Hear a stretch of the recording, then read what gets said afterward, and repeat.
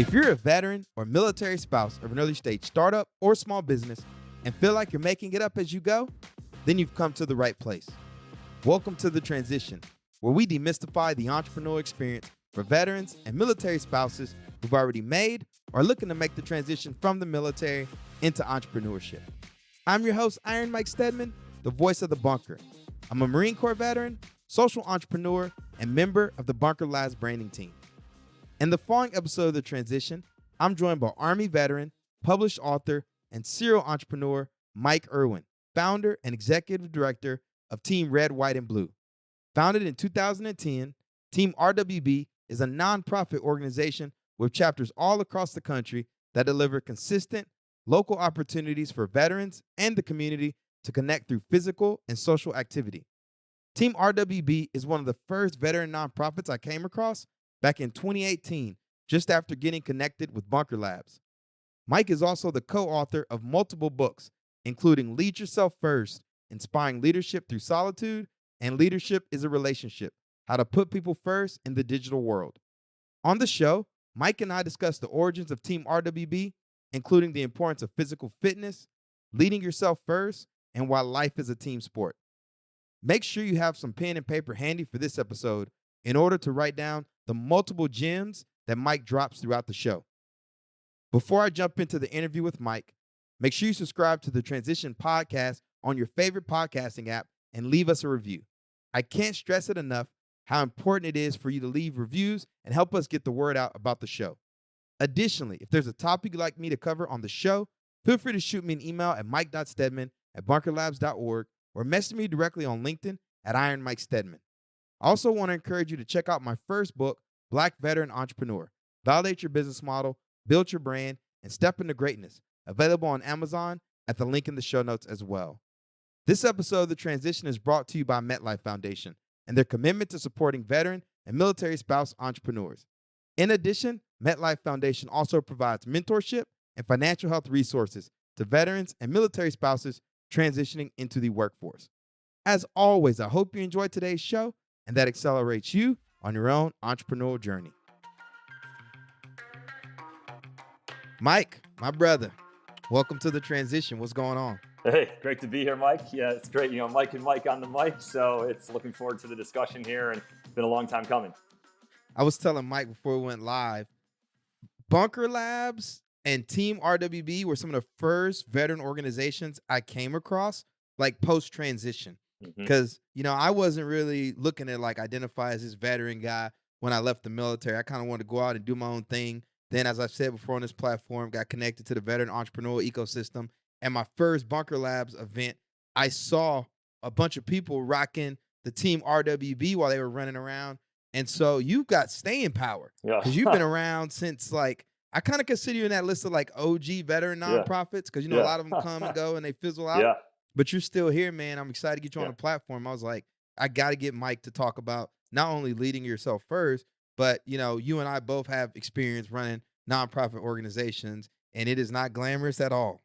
No, it is full of hard work. And especially, in the world today, as we think about coming out of COVID and some of the challenges there to get people back, to desire to be in real life. But going back to your original question, so founded in 2010. So we're about 13 years old, which is hard to believe because in one sense, it seems like it was just yesterday. And it also feels like a lifetime ago. It feels like 13 years is more like 50. But like you said, Mike, it's definitely a lot of hard work. And ultimately, that's why I love it. I'm not here for the easy stuff. I'm here, to struggle, and I'm here for the hard stuff. And that's ultimately what allows me to show up every day, despite the challenges, with a positive attitude. So our listeners that are not familiar with Team RWB, you mind giving them a quick overview and also your background as a West Point grad and published author and, serial entrepreneur at this point? Sure. Yeah. So start off with, oldest of 4 kids, born in Syracuse, New York, and went to West Point. 9/11 took place at the start of my senior year. So, I went military intelligence. That was the big push, was like, hey, this is an intelligence failure.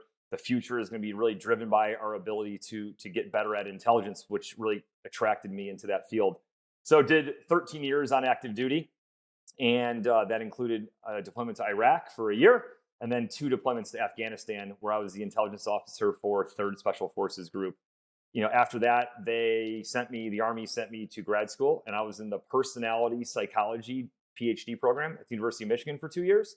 And then I went back and I taught psychology and leadership at West Point, and then transitioned to the reserves in 2015. So backpedaling to Team RWB, I actually founded it while I was a graduate student at the University of Michigan in 2010. So the big need that was pretty clear to anybody who was in the military, was a veteran in that window of time, was the help to veterans to provide transition support and assistance to them.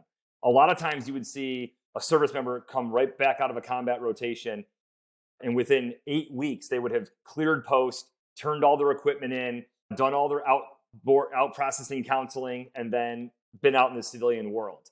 And to say that is disorienting is an understatement. And so a lot of veterans thought that it would be easier. They're like, hey, I just went to war. Like, how hard can it be, right? To go back, to where I grew up, or to go back into the civilian world. And I think a lot of veterans found out pretty quickly, as any one of us who has transitioned found out, that it is actually very hard. It goes into the psychology and sense of identity and a sense of purpose and routine and structure. All those things that are present in the military just kind of go away. And it's not easy to figure out what you want to do next. So anyways, that was the original founding of the organization, grounded in positive psychology, where the research is clear that the number one predictor and driver of life satisfaction and fulfillment is the quality of our social relationships. Family, friends, teammates, coworkers, roommates, people that we do life with, they are essential to living a satisfactory and fulfilled life.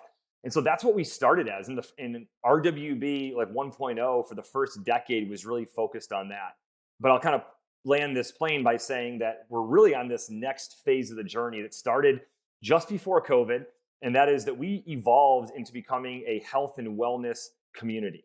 So yes, we still help service members transition, but ultimately we are about the mental, physical, and emotional health of the veteran community. It's a lifelong journey, as we all know. When you transition, you might make a good transition in the first couple of years, then something happens. Something goes sideways, and it's how do you bounce back from that? Or you might be really rocky in those first couple of years, and then you can find some stability. But throughout all of that, it's incredibly important for all of us, any human being, but especially veterans, to tap into the power of physical activity and relationships at the community level to help you to navigate all of that volatility in life. You bring up a good point about those relationships because, my business coach, who's a West Point grad named Bill Watkins, right? He makes us map out these super happy fun days. And then we do this reflect back and look forward. And you ask yourself, when you look over the year, what were some of the happiest experiences that you had? For me, bar none, it's been hanging out with friends and family.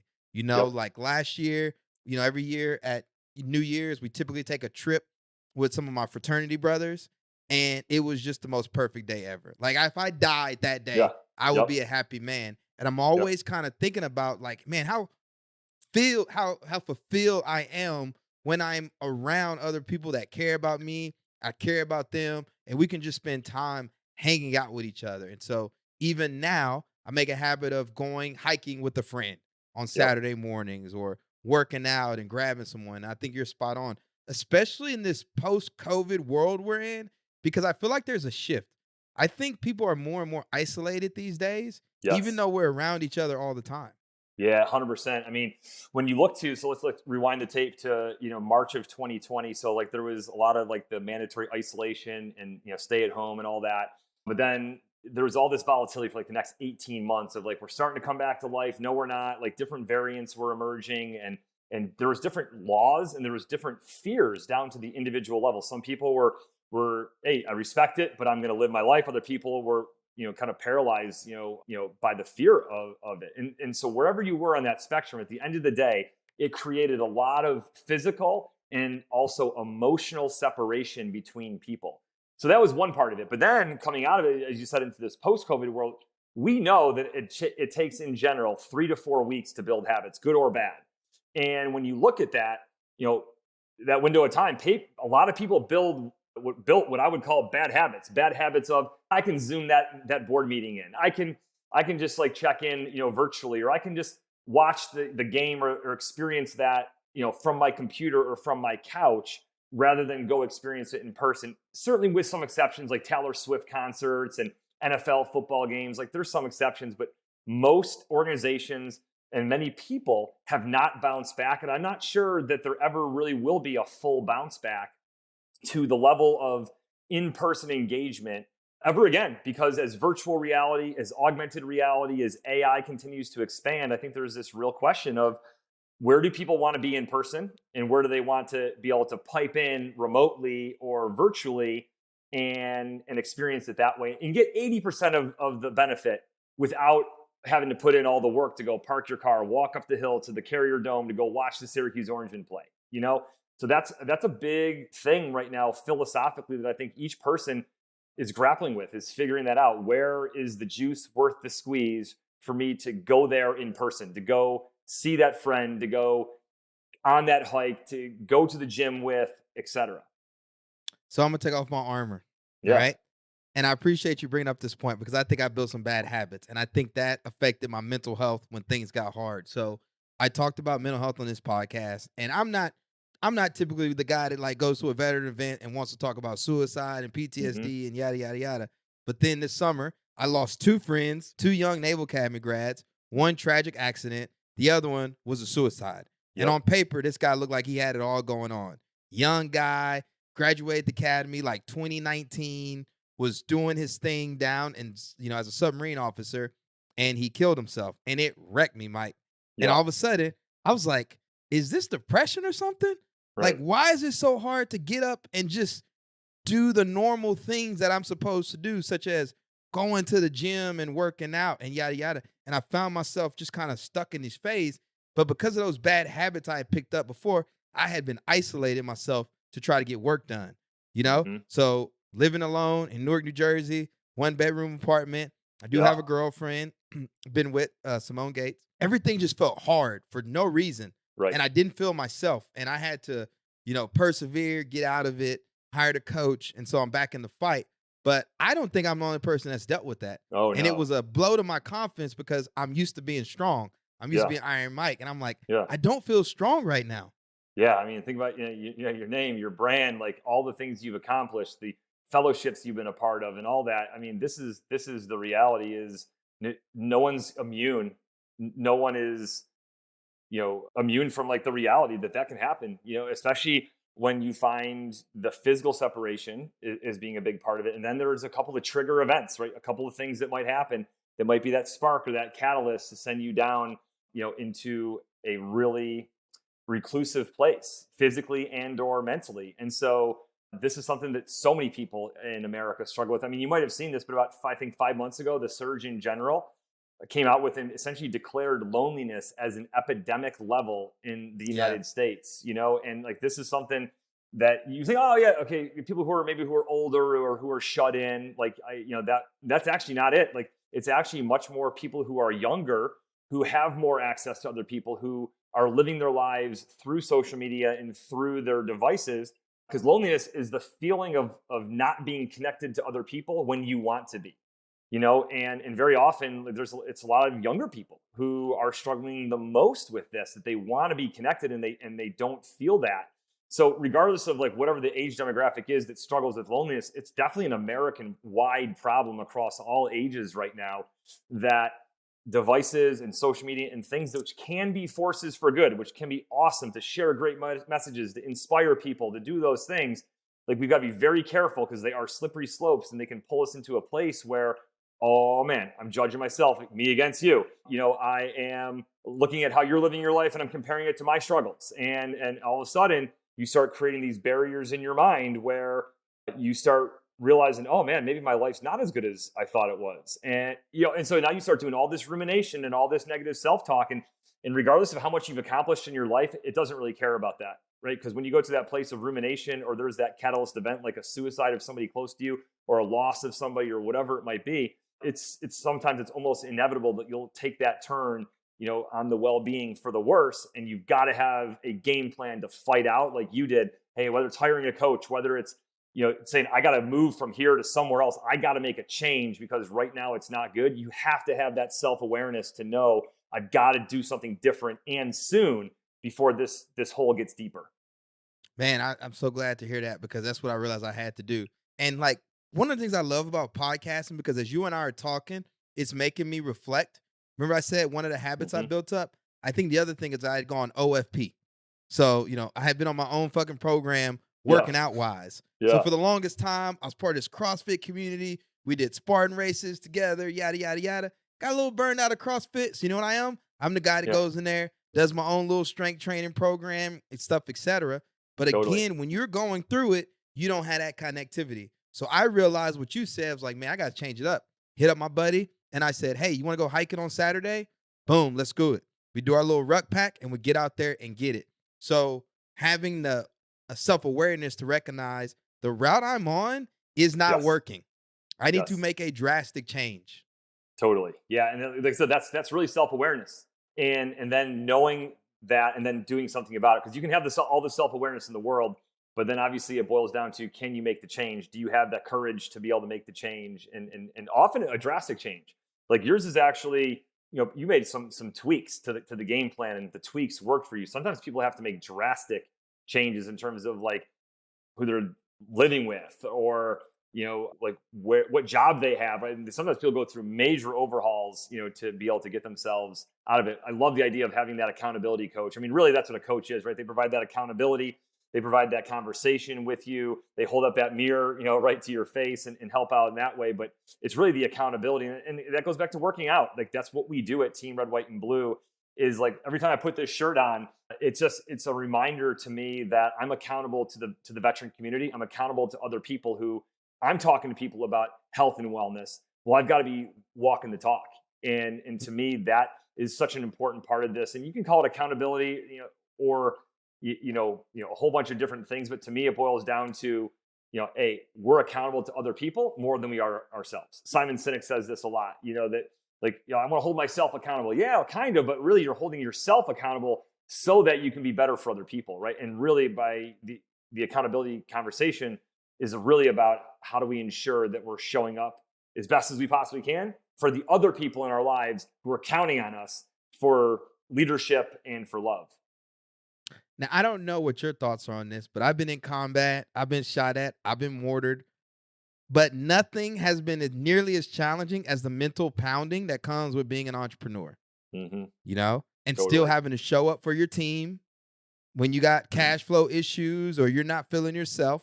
Mm, And that's why I really like this topic of like leading yourself first. And yeah. like I reached out to Mike probably like a month and a half ago and was like, hey, I want to get you on the podcast, etc. But I was still in the process of coming out of that haze, Yep. and I could just not keep up that battle rhythm.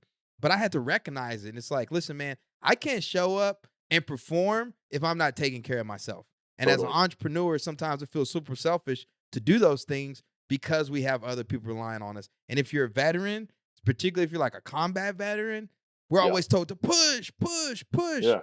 But like we weren't doing deployments for 6 years straight. you Yeah. know? Totally. Yeah. So, in terms of the conversation around leading yourself first, so a couple things. One, started researching it way back in 2010. We identified back then, my co-author and I, about the challenges of the information age, and the negative effect that it would take on leadership, that it would have. And so that's definitely a big part of this. Is the whole mantra was, hey, if you're going to show up for other people and you're going to ask them to do things and push them to do things, like the part of this is that you owe them, like, you're the best version of yourself, right? And so how do you do that? Like, you have to think, you have to reflect, you have to analyze, you got to focus so you make good decisions, right? All those things require, focus and minimizing distractions so you can lean into the big meaty items, so you get those big ideas and those big decisions right. And I'm not going to say it's impossible to do that while you're living in a hyper state of distraction, but it's a lot harder. And so that's one of the big messages of the book. And it's interesting, a lot of people who resonate most with the book, to do some leadership work with, like Jacob Trouba, the captain of the New York Rangers, and some hockey players, and college sports teams, and Major League Baseball players. And lead yourself first is also really powerful as also for an entrepreneur. This, but when people are constantly praising you, right, you either get like hammered, right, for people like for whatever, being self-promotional or not doing well enough. But then you got a lot of other people out there who are kind of lifting you up and telling you how great you are. actually a lot of people who get lifted up a lot love the book because it's a constant reminder about the power of humility and the power of no matter how much you've accomplished, how big of a deal you are, that ultimately you're not that big of a deal, right? And often leaders are prone, to adulation, from people, and especially entrepreneurial leaders that start organizations. Without you, this never would be here. Right? Like I can't tell you the number of Right. times I've heard that. Yeah, factually true, but yeah, but without all of you other people, then like it wouldn't be what it is, right? So let's not, lift leaders up, on too big of a pedestal. But that's what we do. We do it for quarterbacks and coaches in football. We do it for, CEOs of companies and generals in the military. Like we do it all the time. That if you're a leader, you get an unfair amount of the credit when things go right, and an unfair probably amount of the blame when things go wrong. And so that's one of the big messages that I love about the book as well, is it grounds you, in that reality that, hey, regardless of how many people are out there telling you how great you are or how amazing things are going, like you still have the responsibility to sit with yourself and realize you're just another human being. And that, yes, you might be in a leadership position, and that comes with a lot of responsibility, and you owe it to the people you lead to do that well. And to do that well, you need to think, reflect, focus, and make sure that you're showing up as best as you possibly can every day. Now, you've got background as an Army officer, you've led multiple organizations. When did you find yourself kind of grinded down and had to revisit your own material? A lot. Yeah. The joke is, amongst authors, you might have heard this one before, but like, is that authors write books that they need to read. So true. You I need to know? reread Black Veteran Yeah. Entrepreneur like today. Yeah. I mean, like when you think about it, you're like, hey, I wrote that book in part for myself. So yeah, for me, like I would tell you that for sure in those early, what I call the RWB boom years of 2012 to 2015, I mean, so much of what we did was like driven by social media and answering emails and being on calls. We didn't have all the Zoom and all the technology like we do today, but a lot of it was, emails and phone calls. And, when, as as an entrepreneur, especially, but when you're obsessed by an idea and you want to willpower it and do your part to bring it to life, it requires a big sacrifice and a big commitment. And you can easily find yourself reaching tracer burnout. And so I certainly found that quite a bit in those times. Honestly, I did not do as good as a job looking back, as I would have liked as I look back at it. Some of the leaders on my team did a much better job of kind of grounding me and saying, hey, like, Mike, I know like that you're obsessed by like making this organization as great as it can be.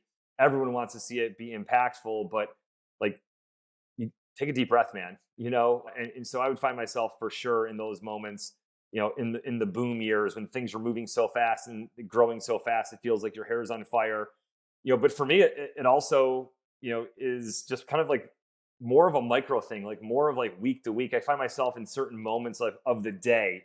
I just feel like I'm racing through the day and it's like, oh my goodness, it's 3 o'clock in the afternoon. How did I get here? It felt like I just woke up, and like we're not meant to like race through life and caffeinate our way through life and just power through, like at the end of the day, when this all ends, like, yeah, you might have all these like these organizations or these things you've accomplished to show for it. But if you've been, living with your hair on fire and every day is just one thing to the next, and you can't slow down and take a deep breath and appreciate the sun and like the world around you and the people in your life, then like, are you really like, do you really have that great of a life? I'd argue no, and this is the big struggle that so many celebrities and high profile people have, is that they've got, like so many people coming at them and so many things going on. And so like slow down. It's a message I remind myself of as frequently as I possibly can, but much easier said than done when you're a type A person and you want to knock down targets and you want to get things done. The temptation is there to just go, go, go, go, go. And I fight against it pretty much on the daily. I forgot the author's name, but there's a book called Stolen Focus. And I was listening to a podcast with him. And one of the things he said was the kind of platforms and media you consume will dictate the lens through which you see the world. And so with social media and the scroll, it's like, oh, everything is moving quick. It's quick. It's quick. And a lot of us do feel that blink. I know I do. Like I wake up, I'm going 100 miles an hour. When I'm on, I'm crushing it. But when I am off, oh my God, watch out. Yeah. Totally. And what's crazy about it is a lot of times that happens when on the outside, everything looks on the up and up. You know, it's like he's killing it, he's crushing it, but behind the scenes, it's like, man, I'm trying to keep it together just like the rest of y'all. Totally. Yeah, you're exactly right. Like this is the struggle, man.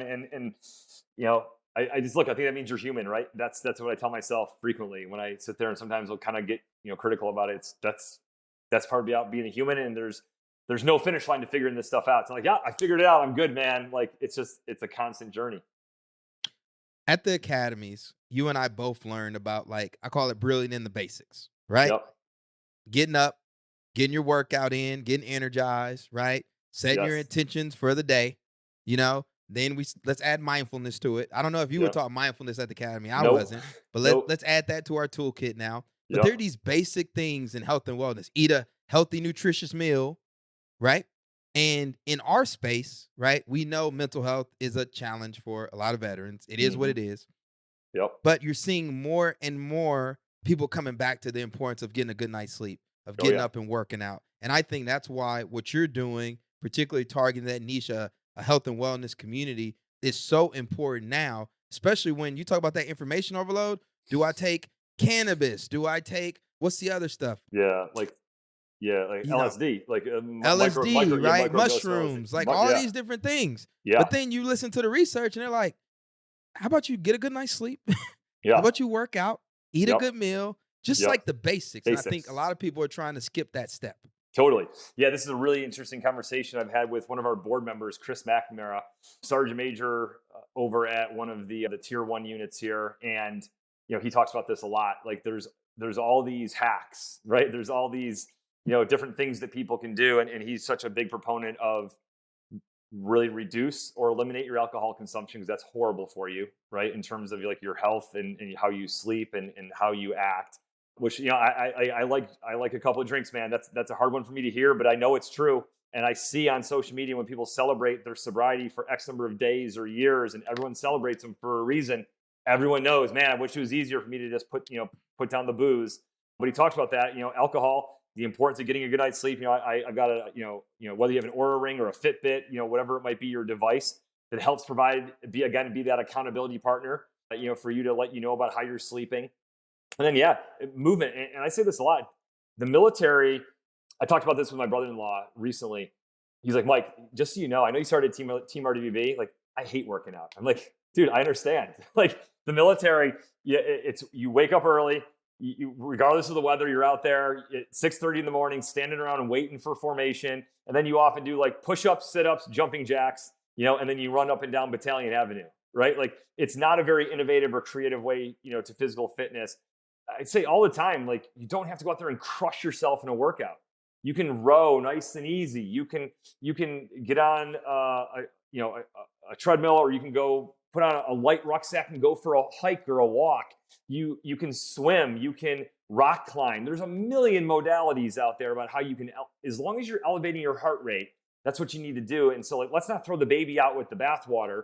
And that's what a lot of veterans do, is they've got a negative association of PT in the military, and then they kind of like say, I don't need to do that in my post-military life. I got enough PT in, when the military made me do it. And so, again, to your point, fundamentals. It doesn't have to be like, running marathons or crushing yourself in the CrossFit gym. It's basic movement, eating in moderation, reducing the alcohol. Oh, by the way, also watching your caffeine. It's another one. They often just power through by taking in like, a gram of caffeine a day.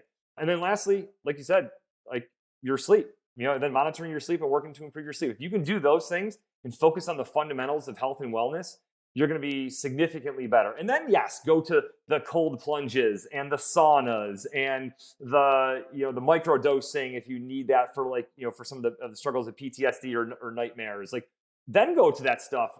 But I think that a lot of people are going to that stuff first, hoping that, and look, for some people that does work, going to that. I know some people who've done some of it and it's worked, and that's great. I'm happy for them. But I just think that holistically, if you go there and then you don't develop those sound basic fundamentals that you just talked about, then it's not, I'm not gonna say it's for naught, but it has real limited, effects because it's short term, not long run. Yeah, the word I was going to use was psychedelics. I had to think about it while you were talking. But Psychedelics. you're getting psychedelics in the mix. And listen, Yeah. I do not have a PhD in kinesiology by any Yeah. means, right? Yep. I am no subject matter expert on this stuff, but I will just tell y'all where I'm at. I'm exactly like you said, Mike. not drinking alcohol. Yep. I don't take any supplements, so I don't Yep. take protein powder. I'm just basic. Right. And when I think about like at the time of my life when I was really getting after it, boxing on a Naval Academy boxing team or Yeah. humping it in the Marine Corps, man, I was just doing the basics and I was in Totally. pretty damn good shape. Yep. And I had a client today and I said, "Did you work out?" And he's like, "Oh, not really. I went on a walk." I was like, "It counts." Yeah, man. You know? Steps. Absolutely. Getting your steps in Yeah. because Throw a when little you bit go weight to a on place your like back and you're crushing it. yeah, when you go to a place like West Point or Marine Corps, they try to suck all the fun out of everything. Won't even let you heat up your food. They're like, "You're salt." Yeah. But as Yeah. a civilian, it's all about sustainability, Right. you know? And it's like, how can you create this where it's fun, you keep showing up and build some consistency? I went on a trip to Peru. I went glamping, Mike. I didn't even know Yeah. that was a term. Yeah. Glamorous camping, Yep. right? We That's had a right. sous chef hiking with us. Didn't Yep. have to set up a tent or nothing. And it Yep. was absolutely amazing. But honestly, that was the thing that triggered me. Hey, I really like being outdoors. I really like hiking. I need to do this when I'm back in the States. And I set it Totally. up. That's awesome. That's great to hear that connection between glamping in Peru and now why you focus on hiking right now. There's some people on our staff in Team RWB. They are just hiking gurus. I mean, it just defines them in many ways and their passion. And like, if they don't do it for a certain period of time, you just see it affects their mood and their energy and all that. Like, and so that's the thing. Find your thing, right? Whether it be hiking or whether it be like for me in the past couple of years, it's been rower. I never rode a day in my life, in real life or on a Concept 2 rower. And I love a 25-minute to 30-minute row right now. I know I can just sit there. And if I can willpower myself to keep rowing, my day is so much better, right? But find your thing in your whatever season of life you're in right now and commit to it and get good at it and find a way to enjoy the suffering or enjoy the discomfort. And it's life-changing. Going back to that time period you talked about RWB, Team RWB, 2012, 2015, what was your inflection point? When did you feel like, okay, this is not just a hustle operation anymore. Now we got to scale up. Yeah. And scaling a nonprofit is no joke, right? Everybody loves to tell you how to do it, but it's Yeah. just got different nuances. And the veteran, Totally. let's be honest, the VSO space is like very, very saturated. Yes. You know, Has been you for have a a- distinct brand. Yeah, has been for a long time. You're exactly right. I mean, it is not easy. So first of all, I summarize a couple of things. This feels a little bit reminiscent of some of the conversations I've had before with Todd Connor way back in the day on Bunker. I was like on a Bunker video back in like 2014 or something like that. But I described the first 18 to 24 months as the fight for legitimacy phase. Anytime you start something, I think that you've got about 2 years to prove that it's legit and that there's a need for what you're doing. If in 2 years you haven't established that need for it, then I think you probably are getting the feedback from the market that, hey, maybe this is not as important as you thought it was. Maybe this is not as important to bring to the children or to the veteran community. So after making it through that, there's this question then of like, well, hey, do you stay small and niche or do you try to scale? For us, what pushed us to scale, Mike, was that we were selected by one of the largest consulting firms in the world to be their pro bono nonprofit partner of choice in the summer of 2012. So we had just turned about 2 years old, and they built us out a program and a strategy and a blueprint to help take us from being this small organization to scaling, and said, hey, if you want to scale over the next 5 years, this is generally what needs to happen. And so, I think a lot of us felt, the whole board, which is essentially a working board, felt a sense of responsibility that, hey, there's been a lot of effort put into helping us think through how to scale this, And so for me, like that's where it started, was they challenged me to think about, hey, you can scale this, man. And oh, by the way, you should. There's a need there. Here's the data that shows that veterans are looking for fitness. They're looking for physical activity. They're looking for relationships in their new community. And so if you can build programs to deliver on that, you're going to have a lot of people that want to join your team. And so for us, that was, the big push. 2012 into 2013. I was still an Army officer. And so we hired our first, veteran, Blaine Smith, and then JJ Pincher. So we hired a couple of veterans right off the bat in late 2012 into 2013. And really, I turned my focus to fundraising and continued to bring in some more money. But as you talked about, like the energy in the veteran space, even though it was saturated back then, and it still is saturated now, we started to build a lot of confidence and momentum from funders that said, I see what you're doing. It's a needed thing. And so we started to grow revenue relatively quickly from like 150,000 to 500,000 to $1 million to 2.2, right? And so we were growing our revenue fast. And we were then able to hire people and start saying, okay, what are we going to do to build this thing out? And so a lot of people believed in us and in our ability to build a national organization. And so, really 2013 through 2015, 16, those are the boom years where we just kept growing and growing. And a lot of veterans wanted to serve fellow veterans, and a lot of veterans knew that they needed the tribe and the community from from the veteran community to be able to get through the ups and the downs of life. And we just could not grow fast enough to be able to meet that need. And so, that's kind of like the initial story. But then, like any organization, as you know this, right? Everyone's cute when you're the little baby. Everyone wants to hold the little baby because you're new. But then you become a teenager, and often like a loudmouth teenager at that, and all of a sudden you're not cute anymore. And internally your body's changing and you're trying to figure out, like, who am I? What am I going to be? And so RWB, like any organization, business or nonprofit, went through those years, in 2017 to 2021, where we were still a veteran transition organization, but the need for that was receding because the large scale deployments were slowing down. And it was like, well, wait a minute, like, what is our purpose here? If we're not helping veterans to transition and reintegrate, it's to help them on their health and wellness journey, right? So it took a period of time to recognize that we needed to evolve and that we needed to make some changes in terms of our programming, but also telling the world who we are and what we do. And that was a tough time. That was a tough stretch. I was on the board for a couple of those years, and I was the executive director for a couple of those years. And we've really emerged into this really beautiful place right now in late 2023. And 2024 is going to be arguably our best and strongest year ever. But, it's been, as you mentioned earlier, like, entrepreneurship and organization building and leadership, especially in the COVID and now post-COVID time. It's a dogfight, man. And a lot of analogies here to boxing, man, but it's definitely a slugfest. I know I need to write my book, right? My next book needs to be about leadership and boxing. But I'll tell you this, when you're doing a nonprofit, and a lot of listeners have aspirations of serving their community in some way. And so they think of the nonprofit as an easy way to get started. But one of my frustrations with the nonprofit space is we're startups just like anything else. Mm-hmm. You come up with a thesis, you take it to market, you get punched in the face. Yes. And then you realize, like, you know what? Hey, maybe this wasn't the best route to go. Maybe I need to pivot here. You know, the other thing too is, like, people also expect you to keep that same mission forever. Right. You know, it's like, hey, this is what we started. This is how we fund the program. But like you said, you're growing, you're evolving. And that transition space you talked about, it's all over the place. Mm-hmm. I think you own that wellness hook, line, and sinker, and you've got a great brand to do it. Another question. Yeah. The colors, right? Mm-hmm. Was that a strategic from the very beginning about kind of standing out and establishing that? Yeah, great question. It's very tactical, but very also applicable to anyone who's listening or thinking about, like, the application in the building of the brand. So we started out, the first shirt that we had, because, like, I didn't know any better. Like, we just got like a standard white shirt and we slapped on, like, the eagle on there, and, like, part of the wings were red, part were blue. So it was red, white, and blue. But it was about 18 months in, maybe less than that, 15 months in, someone who understood the brand. The company's name is Rule 29. They're one of our strategic partners on this. They said, hey, when you go to races, when you go to, whether 5Ks, marathons, when you're out and about, there's tons of people out there that got white shirts on, and so it's kind of hard to stick out. But we noticed that there's really no one out there with a base color red for their shirt.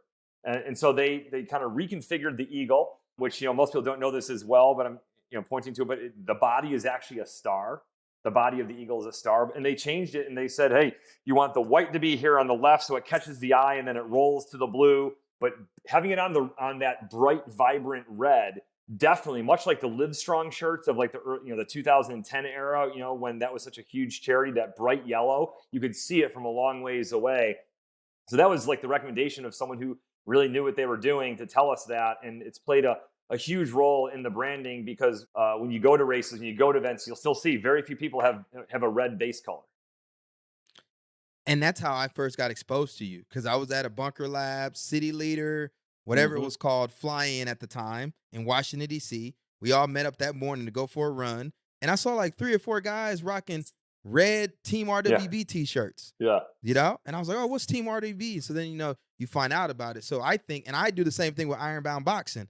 Yep. I try to tell people apparel is a great brand builder, right? Yes. I know a lot of times people try to leverage it as a revenue source. but that's a whole different kind of business model. I don't know if it works for you all in that way, but it does work as a great brand awareness. Yeah, absolutely. It's much more brand building for us.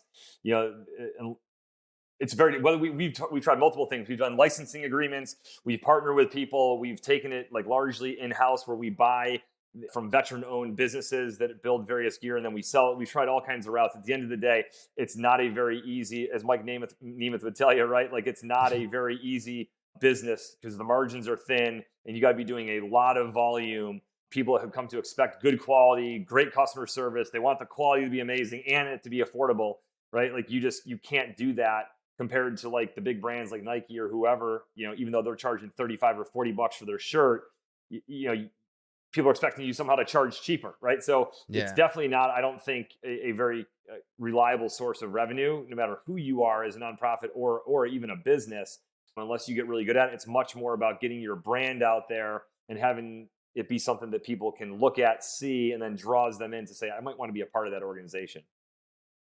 Going back to what you said about the consulting firm you worked with, a lot of support you got, I try to tell people this staying power. Like this year, Mike, I raised more money for Ironbound boxing than I've done in like the last 5 years. Yep. And I firmly believe it's because we stayed alive.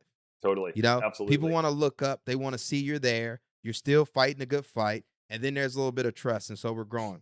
But whenever somebody does a nonprofit and they want to do these strategic plans, you bring in the consultants. This is how you scale. How hard was it for you all to close that I call it the strategy gap, the strategy and actually executing it? Totally. Yeah. I mean, so no matter how refined and brilliant the consultant strategy is that they work with to build with you, again, boxing analogy here, my man Mike Tyson, right? Everyone's got a plan until they get punched in the face, right? Like, another Mike, I mean, spot on. Like, I quote that at least once every 2 weeks to people.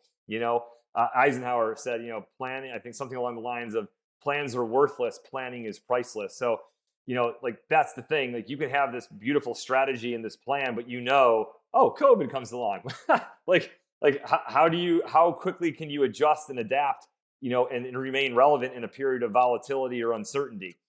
That's really what it's all about. And so I think that it's less about how beautifully and flawlessly do you execute the beautifully laid out game plan or strategy. And it's more about how well does this position you to execute on that plan as accurately as you can in the next 12 months, but being completely prepared for, hey, Austin Riley of the Atlanta Braves has reached out and wants to partner with you guys and wants to put on a fundraiser event and do this and do that.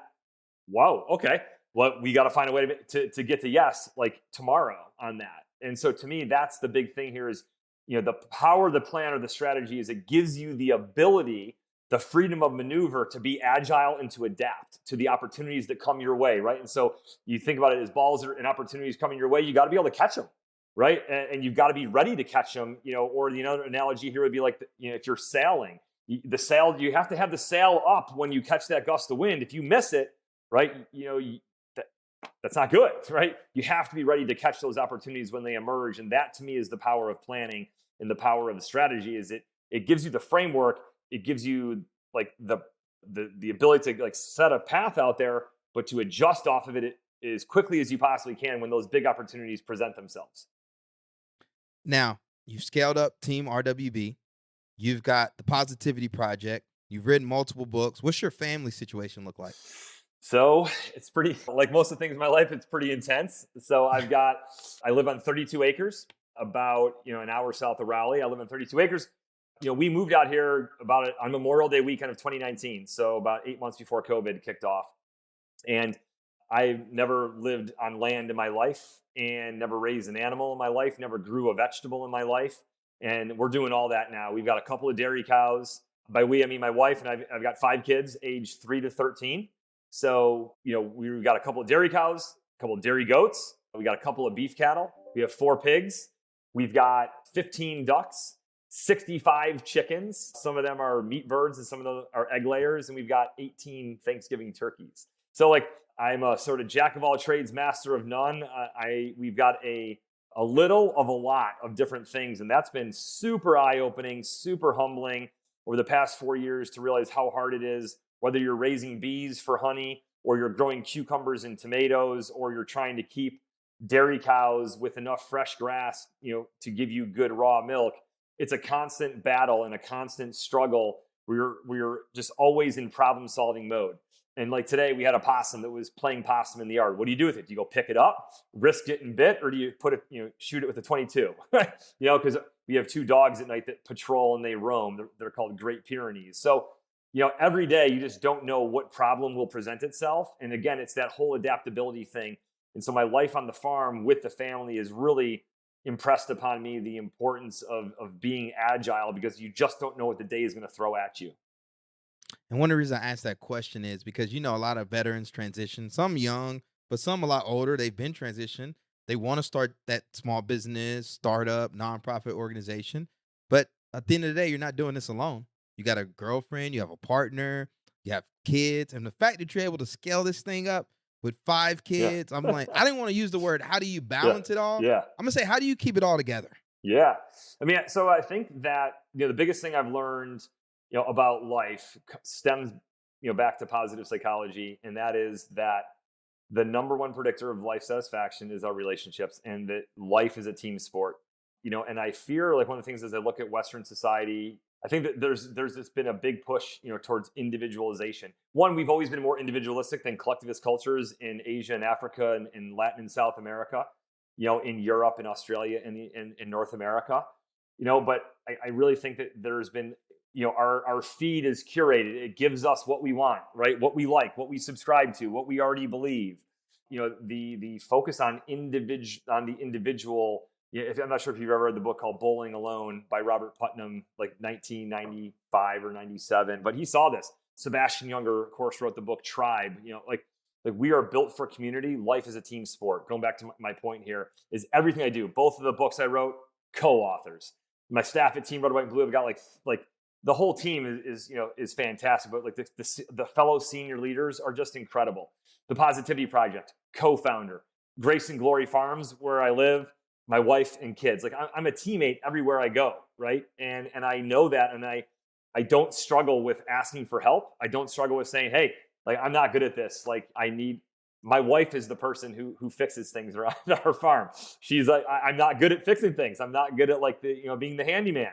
And she is like, I'm a little embarrassed by that, Mike. Not a lot, right? But it's just the whole notion of I keep it together because I'm constantly in a team sport mentality. I co-founded and I chair the board at Father Vincent Capodanno High School from Staten Island, a Marine chaplain, so everything I do, it's about the team. And that means that you can, when you need to tag out and you're like, hey, I got to go do this and I can't be there today.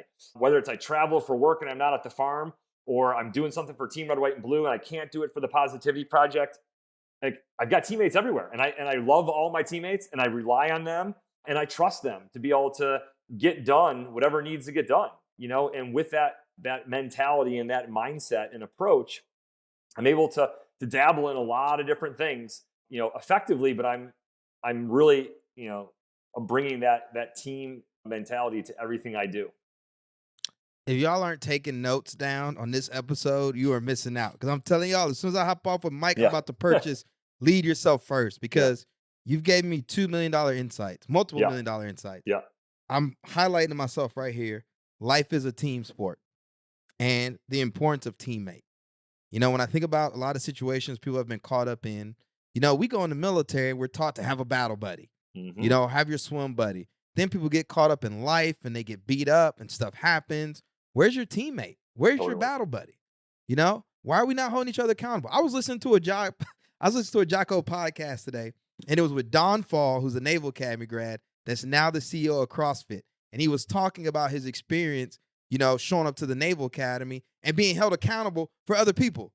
They're like, why's your roommate jacked up? He's like, what do you mean? I did. I put my bed together. Yeah. I'm not jacked up. What I got to do with him? Yeah. And I think secretly, a lot of us actually miss that. Totally. We miss that idea of like, it's not just about me. It's about this person to my left, to my right. We get out, we start our own businesses to create that. But for us as leaders that find ourselves at the top of the food chain, making all the decisions, yada, yada, yada, we need our own peer groups, right? That way we hold each other accountable as well. Love it. Love it, Mike. Yeah, I mean, that's it, man. Like that's the thing, is that, if you can bring that mentality, that battle buddy mindset, that, hey, everything I'm in, is basically a team endeavor, then you just know that some people are going to pick up the slack for you when you need it. And oh, by the way, like sometimes that might be, you made a mistake. Hey, I made a mistake and I overbooked or I overplanned this. And so sorry, I can't be there for that.